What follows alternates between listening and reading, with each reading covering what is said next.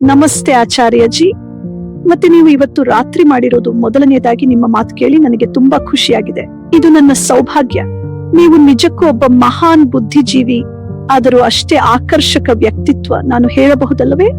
ಈ ಮಹನೀಯರಿಂದ ಒಂದು ಸುಂದರವಾದ ಪ್ರಶ್ನೆ ಬಂತು ಮತ್ತು ಬೇರೆ ಪ್ರಶ್ನೆಗಳು ಇದ್ದವು ಮತ್ತು ನಾವು ಇಂತಹ ಸಭೆಯಲ್ಲಿದ್ದೇವೆ ಎಂದು ನಾನು ನೋಡುತ್ತಿದ್ದೇನೆ. ಅಲ್ಲಿ ತುಂಬಾ ಸುಶಿಕ್ಷಿತ ಬುದ್ಧಿಜೀವಿಗಳಿದ್ದಾರೆ.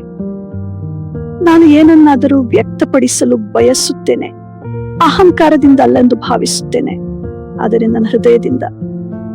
ಮತ್ತು ನಾನು ನಿಜವಾಗಿಯೂ ಹೇಳಲು ಬಯಸುವುದು ಏನೆಂದರೆ, ನೀವು ನಿಮ್ಮನ್ನು ನಡೆಸಿಕೊಳ್ಳುವ ಕ್ರಿಯಾತ್ಮಕ ರೀತಿ, ದಯವಿಟ್ಟು ನನ್ನನ್ನು ಕ್ಷಮಿಸಿ, ನಾನು ಏನಾದ್ರೂ ಹೇಳಿಸಿದ್ರೆ ದಯವಿಟ್ಟು ಖಂಡಿತ ಹೇಳಿ.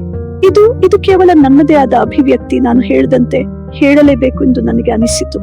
ನೀವು ಇಷ್ಟೊಂದು ದೊಡ್ಡ ಬುದ್ಧಿಜೀವಿ ಆಗಿದ್ದರು ಮತ್ತು ಅಷ್ಟು ಸ್ಪಷ್ಟವಾಗಿ ಮಾತನಾಡುತ್ತಾ ಆರಿಸಿಕೊಳ್ಳುವ ಪದಗಳಿದ್ದರು, ಆ ನಿಷ್ಕಲ್ಮಶ ಮನಸ್ಸಿನಿಂದ ಬರುವ ಮೃದುತ್ವ ಇದೆಯಲ್ಲ, ನಿಮ್ಮೊಳಗಿನ ಆ ಜಾಗ, ವಿವರಿಸಲಾಗದ ಜಾಗ, ಅಷ್ಟು ನೈಜವಾದ, ಅಷ್ಟು ಸತ್ಯವಾದ ಆ ಜಾಗ, ಯಾವಾಗಲೂ ಇರುವ ಪರಿಶುದ್ಧವಾದ ನೀವು ಮತ್ತು ಆ ಒಂದು ಕಣ.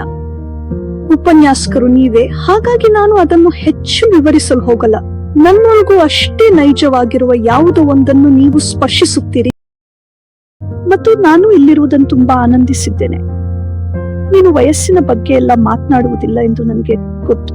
ಜನರು ಮಾತನಾಡುವುದನ್ನು ನಾನು ಕೇಳಿದ್ದೇನೆ ಮತ್ತು ನಾನು ವಿಶ್ವವಿದ್ಯಾನಿಲಯದಲ್ಲಿ ವಿದ್ಯಾರ್ಥಿಯಾಗಿದ್ದಾಗ ಜನರ ಮಾತುಗಳನ್ನು ಕೇಳುತ್ತಿದ್ದೆ. ಆದರೆ ನೀವು ಕೇವಲ ಬೌದ್ಧಿಕವಾಗಿ ಅಲ್ಲದೆ ಅಗಾಧವಾದ ಪ್ರಭಾವವನ್ನು ಬೀರಿದ್ದೀರಿ. ನೀನು ಇಲ್ಲಿರುವ ಕೇವಲ ಬೌದ್ಧಿಕ ಜೀವಿಗಳನ್ನು ಸ್ಪರ್ಶಿಸುತ್ತಿಲ್ಲ, ಆದರೆ ನೀವು ನಮ್ಮೊಳಗಿನ ಅತ್ಯಂತ ಮೃದುವಾದ, ಅತ್ಯಂತ ಸೌಮ್ಯವಾದ ಪ್ರೀತಿಯ ಭಾಗವನ್ನು ಸ್ಪರ್ಶಿಸುತ್ತಿದ್ದೀರಿ ಮತ್ತು ತೆರೆಯುತ್ತಿದ್ದೀರಿ.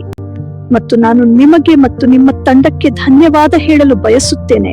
ಇದು ಕೂಡ ಆ ಮಹನೀಯರು ವ್ಯಕ್ತಪಡಿಸಿದಂತೆ ವಿನಮ್ರವಾಗಿದೆ, ಅಹಂಕಾರದಿಂದ ಕೂಡಿಲ್ಲ.